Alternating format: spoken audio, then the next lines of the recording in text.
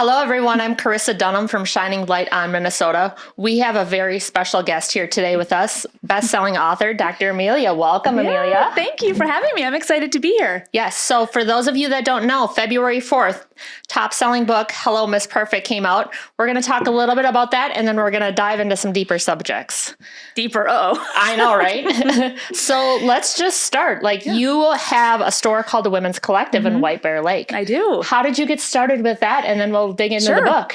So that was really random. So it was an idea that popped into my head April of last year. I had spent some time in March in Costa Rica. I had an opportunity to speak at United Nations University for Peace, Gross Global Happiness Summit. So it was amazing people from all over the world talking about happiness. And I was fortunate to be there presenting on some communication related topics. And I left that experience thinking, gosh, I really want to do something more purposeful. Yeah. I wanted my work to align with just more purpose. And, much of my career has been focused around women and uplifting and inspiring them and empowering them to do things and to use their voice. And so this idea of the Woman Collective came to fruition. Wow. So it's a curated retail experience in downtown White Bear Lake that uplifts and inspires with purpose. And we represent over 50 different women-owned brands with that goal. But it's so much more. So we took down walls in January. We now have a mini workshop, strategy session, event space, and do all kinds of things with the community. How fun. So how did you get started getting into empowerment and speaking and all of that stuff? Where did you grow up and kind of what brought you to that stage? So I'm originally from just outside of Vancouver, British Columbia, Canada. Very cool. So I've lived in Minnesota. I met the love of my life and I moved here in 2012. So we've been married 12 years. But my background is all in communication and leadership. And I always feel that I was a feminist at heart. Yep. And I remember taking a gender communication course my first year of college, and I loved it. Yeah. And, fast forward, both my master's and my PhD is in gender communication. So I've spent a lot of time studying, how men and women communicate differently in the workplace. And, part of that, I just had this love for encouraging women to use their voice. So I was a university professor for 15 years, mentored a lot of young women in the public relations industry because PR is generally female dominated. Yes, it is. And so it just kind of all came together. The pandemic hit, I turned 40, I finished my PhD, and I was like, gosh, I don't really want to teach anymore. What am I going to do with my life? What's next, right? What's next? So during that time, I ended up kind of taking my knowledge from my PhD and turning that into a business. Amazing. So working with organizations, teaching them to communicate more effectively, to increase productivity, and then ended up, working with a lot of women's leadership groups and ERGs. Started what's called the Woman Empowerment Series, which is a cohort-based program that uplifts and inspires and encourages women to use their voice. And so it all just came to fruition, and here we are. And so from that, February 4th rolled around and you decided to write the book. Have you always wanted to write books? And have you kind of always had that background of I need more, I want to do more and help out more? I mean, I always loved to write. Yeah. And that probably aligns with, my communication background. And I did always have a goal to write a book. Nice. And I had that goal by the time I turned 30. Yep. Well, I'll be 45 next month. So, and you have kids and life happens. And life happens. So I did write an ebook during the pandemic around virtual communication skills that was published through a publisher in the UK. But I wanted that hard copy book that I could hold in my hands. Right. So almost to the day of the book being released, it was a 4-year process, kind of from start to finish of writing that book. So the wonderful publishing group in the Twin Cities, Wise Inc. Media, Absolutely. Owned by 2 incredible women. Yeah. And I just started writing and did some coaching, and here we are. My face is plastered on the cover of that book. Right. And now I'm sure how exciting, wherever you go, it's like an Amazon New York or an Amazon bestseller. It's super exciting. It is. And it hit number 1 in a variety of categories. And last week it hit number 1 in the biographies and memoirs for women, or of women rather. Of women, yeah. And that's really just cool to know that your book hit number one. Oh, absolutely. And I'm an instant Amazon bestseller. So it's really fun. And it's one of those things, first of all, like opening up the envelope and being like, okay, my gosh, it's finally here. Mm-hmm. And the trials and tribulations, is it going to go? Is it not going to go? But just the fact that I did it. And you can say I did it and it's out there, and now it's empowering women. Tell a little bit about what it's about and everything like that. Yes. So the book is all about, the pressures that women feel to be perfect in all of the different roles in their life. So each chapter is a different role. So it starts out with the perfect daughter, the perfect sister, the perfect body, wife, lover, caregiver, career woman, and goes on and on. And I share my experiences. It's a very real, raw, honest, authentic, truthful book. The ups and downs, the humor of it too. Yes, it's funny. I always say now, people who read it are going to know more than they ever wanted to possibly know about me. But I'm okay with that. I wrote it for a reason. I wanted it to be a quick, fun read that women relate to. Absolutely. So my experiences, experiences of others, and then backed by research. Right. And so far, it's been really, really fun. After the release party on February 5th, that night, I had women texting me photos of them reading Hello, Miss Perfect in bed. I keep getting text messages about how it's resonating and people are seeing themselves in the stories, which, it's doing exactly what I wanted it to do. Right. It's impacting women. Well, and you have a bunch of events coming up. Obviously, it's your busy time of year. You've got some women in construction stuff. You've got panel speaking, just speaking in general. How does all that work with the release of the book and the kid life and everything like that? Yeah. It was funny. My dad had texted me this morning. He's like, so what are you doing today? And I'm like, I screenshotted my calendar back to him. And he's like, oh, okay, you're busy today. I'll talk to you later. I'm like, okay, Dad, I'll talk to you later. It is about balance. Right. And yes, so, next week is, we kick off Women's History Month, for the month of March. We've got Women in Construction Week. We also have International Women's Day. Yep. So it is my busy time, just given the work that I do. Yeah.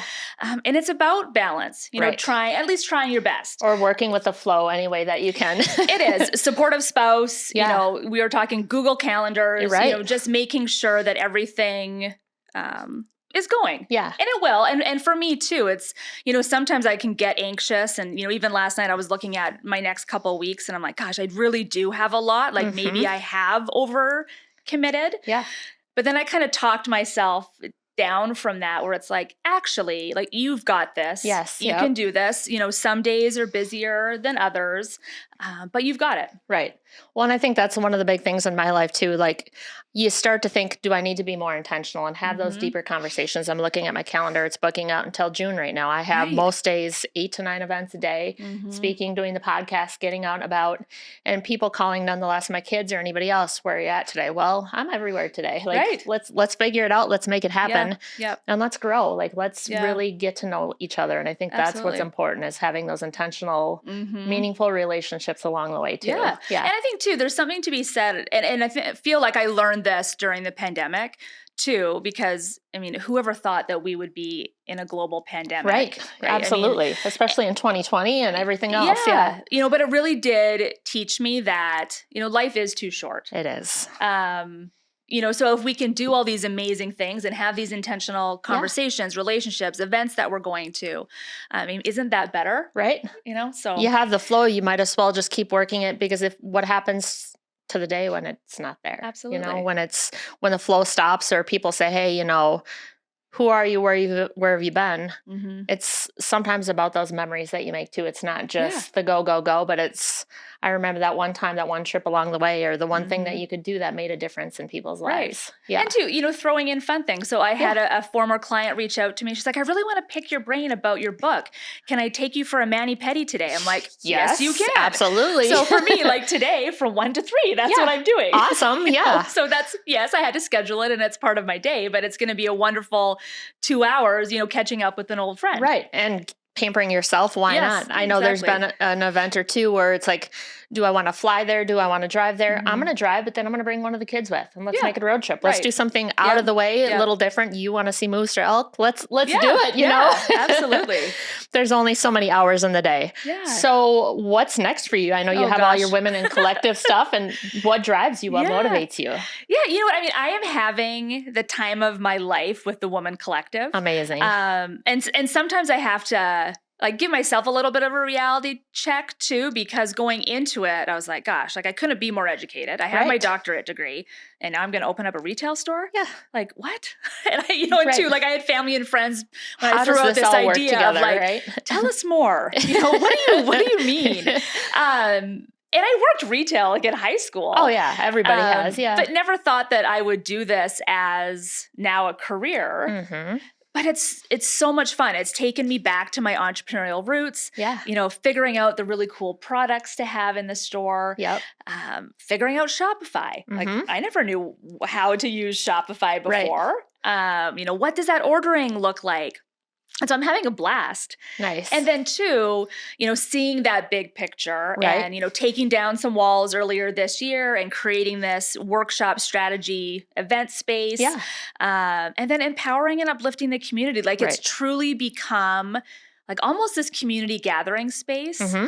You know, like I have a bunch of 9-year-old Girl Scouts coming in tonight for their business meeting to get their business badge. That's amazing. You know, I'm going to chat with them about how the Woman Collective came to be, and they're going to have their snack and they're going to do their meeting and then they'll be on their way. But so amazing to have young girls in the store. Yes. You know, knowing that, you know, they too have impact in the world. And they can make a difference and they can stand out and be uniquely them. And I think that's the big thing for the younger generation. You can't forget to be you. Yeah. And so many times people are like, I have the mold, or I have to do this, or I have to do that, or I don't want to be in construction, or I don't want to get out there. But guess what? You can do anything you put your heart to. Yeah. You just have to figure it out a way and do it. There's going to be mistakes too along the way. Definitely. And for people to understand, you wouldn't be where you are. I wouldn't be where I am today without all the mistakes in the learning process. Yeah. And it is really about being yourself. So I have it tattooed on my arm, you know, be fearlessly authentic, bravely be you. Yep. And then in the book, kind of the motto is you don't need to be perfect. You need to be you. Absolutely. And those are two sayings that, you know, I really do try to live my life by. Yeah. I mean, it's very empowering, but as a person, as a mom, as a coworker, anybody in the world, if you go into something, you give it out your all, but you also put your own touch on it. Yeah. That's important. I was just talking to my coworker upstairs. I'm like, oh, my hair didn't want to be straight today. It wanted to be curly. It does what it wants to do. It is what it is. You know, it's absolutely, you just go with the flow. And here we are today having podcasts and doing different things in the world and trying to reach more people. So how often do you get back home to? Yeah. So fortunate that my parents are retired. So they come and visit quite often. So I have an 18-year-old stepdaughter, Aubrey, and then I've got an almost 10-year-old son, Maverick. So they love it when me mom pops come to visit. Oh, yeah. But then my whole family is back in just outside of Vancouver, Canada. Nice. So I was home in January, and I get to go back a few times a year too. My whole family was in Minnesota for 2 weeks for Christmas. Yes, they all stayed with me. You have to. Like, let's just do it. Yes. Only wanted to punch my brother out once, so that was good. But yeah, I mean, it's great. So when you're out doing your speaking, your panel discussions, your all of that, how many times do people follow up with you and be like, hey, you know, I want to hear more. I want to dig deeper. Like that really hit somewhere with me. Yeah. I mean, it's interesting. It kind of ebbs and flows. Yeah. It depends. Right. So was fortunate to moderate a panel for the Construction Summit through Real Estate Journal last month. So in January.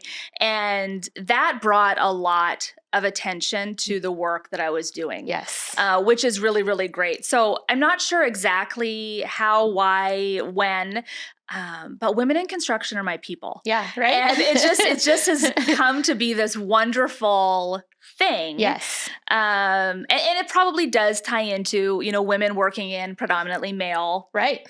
A male-driven world. Exactly.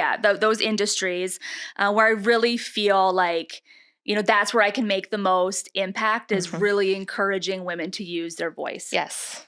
And using their voice doesn't have to be in this big, elaborate way. Right. But maybe it's learning tips to, navigate a challenging conversation on a job site. Or if you don't feel like you're getting the respect that you deserve, like how do we kind of flip the switch? Yes. And make those things happen.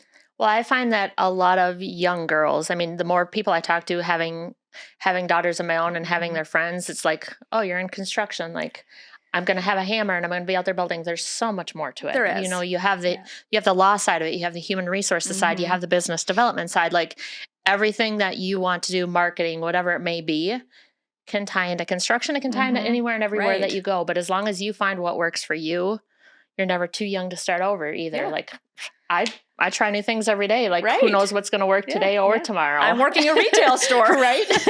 Yeah. Or the girls that are like, I don't want to know what I want to be when I get older. I'm going to just try a bunch of things out and do it. Like try them out. You never know what's going to work, what's not going to work.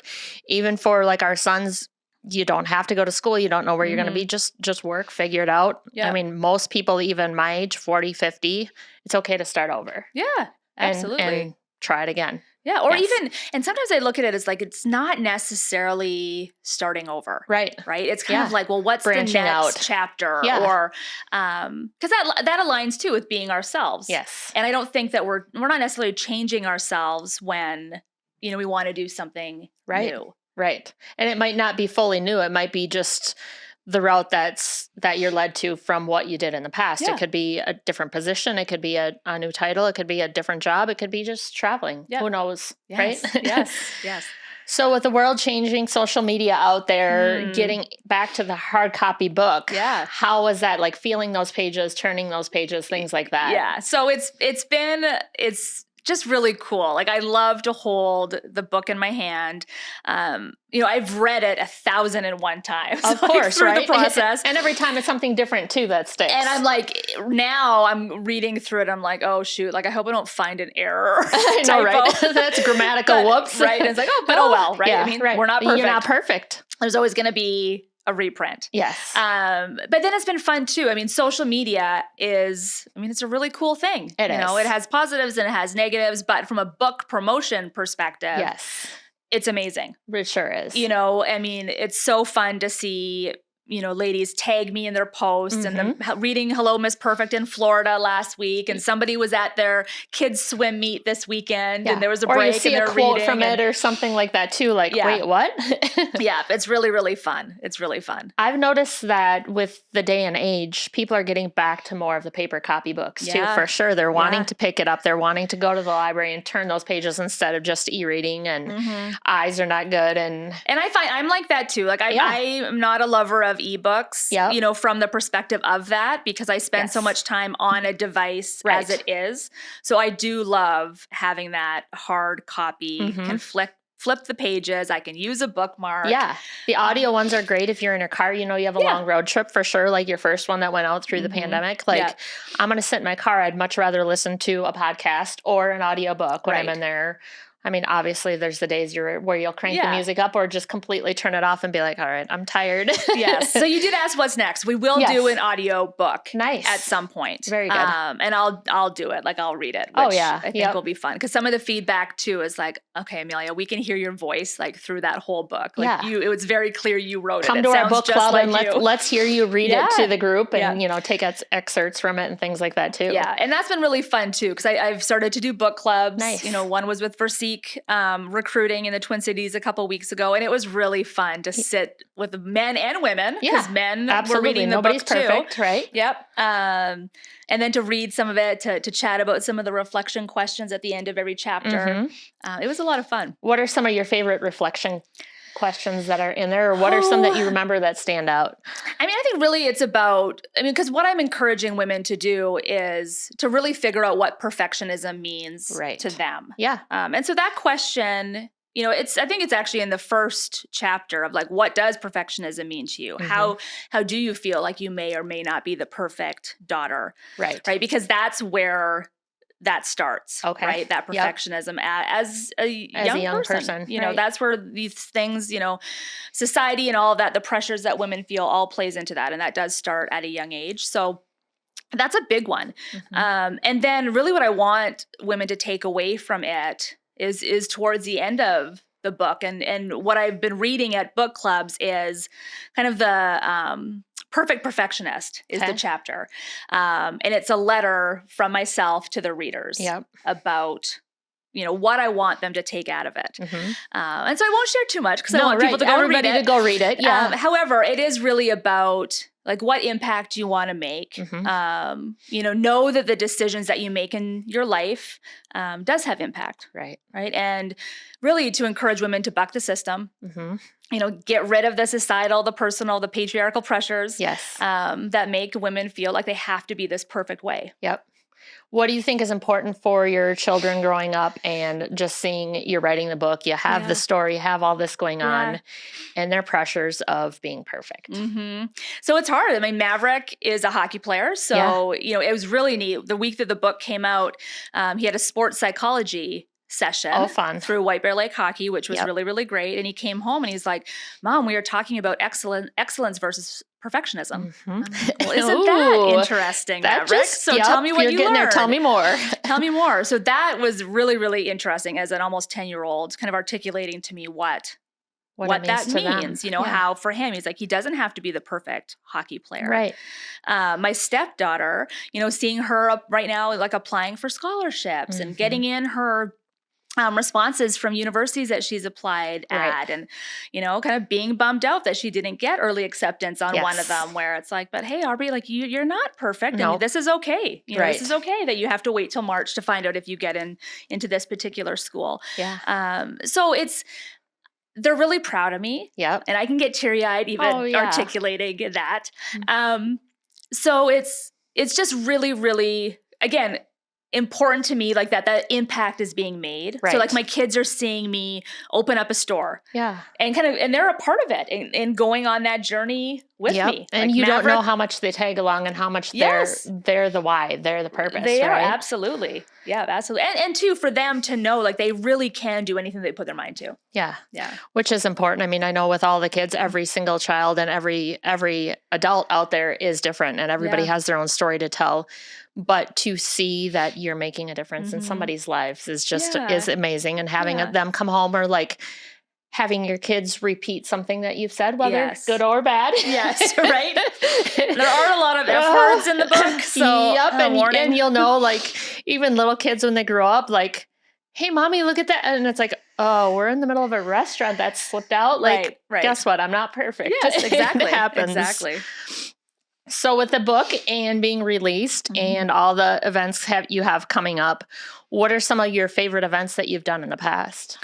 Oh, so I mean, I would say going to Costa Rica and speaking at this Gross Global Happiness Summit through United Nations University for Peace was really, really incredible. Right. And I've been fortunate to speak across North America, with the military, which has been amazing. Sesame Street was a client at one point. So, knowing that I was helping mentor like some of the puppeteers for some of the characters was really, really cool. But it's a lot of fun. And really, seeing that light bulb moment go off. Like, I think as a speaker, facilitator, and witnessing that, having the audience listen to something that I say, and then like you can actually see that switch at times. Yes, where it's like, wow, okay. Like I'll never forget, I was presenting to a group of military, and I was getting pushback from this one gentleman, and he was not buying anything that I was saying, or he wasn't admitting to it. Right. Yep. and it was okay. Like we challenged each other. We had some really good conversations during the break. And then the next day, it was a 2-day session, he came back to me and he's like, I just want to let you know that you absolutely changed my entire perspective. Right. And so for me, I was like, gosh, like that's so amazing. It gives me the chills. Yeah. Like it's just one of those moments that, okay, I was being really challenged by this guy. And then the next day he's like, thank you so much. Yeah. Like it was really incredible. Well, especially this day and age, like you want everybody to be on the equal playing field. You don't want to have, you don't want to segregate. You don't want to have people stand out, but you also have to know that you have to be able to bring it to the table, but everybody's welcome at that table. Yes. Like that's one of the big parts too. Yeah, absolutely. So when he came back and did that and you saw the light bulb moment and it's like, okay, now I know I was meant to be here. Like there's a reason, right? Yeah, absolutely. And that's such a great point, because it is one of those things where I am right where I'm meant to be. Yep. I might not be a university professor anymore, but I'm still still relevant. I'm still doing it. Yes. I still have that passion and love for knowledge. Yeah. I'm just now educating my peers more so than the incoming professionals. How often do you find, obviously learning is essential in everything that we do, and you never can stop learning? What do you want to learn next? And what would be something that would be kind of fun out of your world? So that would be fun. I look at learning the most when I get to travel. Yeah. So that's something that I love to do. Traveling is a really important part of our families' lives, and we're fortunate to be able to go on some really cool trips as a family and such. So kind of planning some trips for the future. But I would say like that's where I get a lot of my learning from. I'm still in recovery mode for my PhD. Yeah, I think I don't need and to you might ever always do be like, that's much fine. research ever again. No. 280 page like dissertation. I can prepare for a trip. I can prepare for the culture and what I'm going to be in front of, or who I'm going to be in front of. But I don't have any interest in doing much more research than I had to do. Right. For that. And people don't realize how much that can take away from you. Like there's an extent to learning, right? Oh, yes. Overlearning, burning yourself out, and finding that balance. I mean, even with college kids these days, I know I have a daughter that is going to school in nursing right now, and you see the brain going, and you see how much studying and writing and educating and learning. And then it's like, if I could just take a fraction of that and keep learning, maybe not to that extent. Yeah. But well, it's true. In the book, I give a stat, and I think it was around, I was a student or have been a student for 82% of my life. Right. 82% of my life I've been a student. I'm not going to go back and be like, I remember the time I was studying this. It's yeah. So now it's like, okay, I'm done with that bit. Like, what kind of learning can we do that's more cultural? That's fun. That allows me to see other parts that I of can the world. learn from and use it in my life lessons. Yes. But then too, like my husband and I are constantly learning from our kids too. Oh, so absolutely. That plays a part, as well. Even with technology these days, like, what is that? And how'd you use that? And how'd you do it so quick? Here, I'm taking 10 minutes, have my glasses out, making it bigger. Like, I know. What can you do? Yeah. We learn a lot of slang words from the 10-year-old. Abbreviations. Yeah. So I'm like, what does that mean? Emojis. Like, oh my gosh. Yeah. It's interesting to see where and what their life will be like for sure when they get older too, with the way AI is happening and everything else, and writing papers they don't need to write anymore and things like that too. I think for everybody, I mean, obviously being themselves, bringing it to the table and not being afraid to say, hey, this is what I think, like this is how I feel. Change my mind. Like, let's have that conversation. Yeah, absolutely. How do you feel that, you have the women in construction stuff coming up, you have a bunch of events, and then you have your trips planned, things like that. Do you ever bring your kids with you to your events just so they can listen, or not so much? Not necessarily so much. I mean, they've been in the store where we've had some mini events where they've heard me speak before. Yep. Good. But no, not so much at like some of these events, and not that I wouldn't. Well, right. Oh, yeah. Just the opportunity maybe hasn't presented itself. Yeah, and you never know when or where that'll happen, or if you're on a trip, whatever that may be. But like tomorrow night, for example, is I forget the title of it, but it's a Women in Wild event, like at the Excel. Oh, nice. Very good. So my stepdaughter wants to be the first female GM of an NHL hockey team. Amazing. So from 4 to 6, it's, this great event with all these incredible women in the Twin Cities. Yeah. A panel, snacks, all kinds of things. And then we go to the game afterwards. And that's her drive. That's what she wants to do. Yes. Let's go. Yeah. So for her, like, she's heard me speak a few times, but this will be, kind of putting her out there in this networking space too. This is what you want to get into. Where I'll be like, okay, I'll be like, Go ahead. talk. Oops, yep. Go talk. Yeah. Introduce yourself.